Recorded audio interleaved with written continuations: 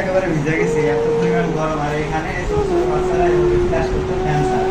তো আজকে যে আমরা দুইটা ফ্যান নিয়ে আসছি, এই দুইটা ফ্যান এবং 400 লিচু, এটা ব্যবস্থা করে দিয়েছে লন্ডন প্রবাসী মতিউর ভাই।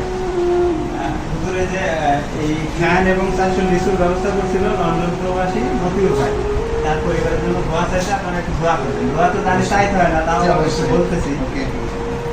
তোমাদের কি এখন কি গরম লাগতেছে? হ্যাঁ।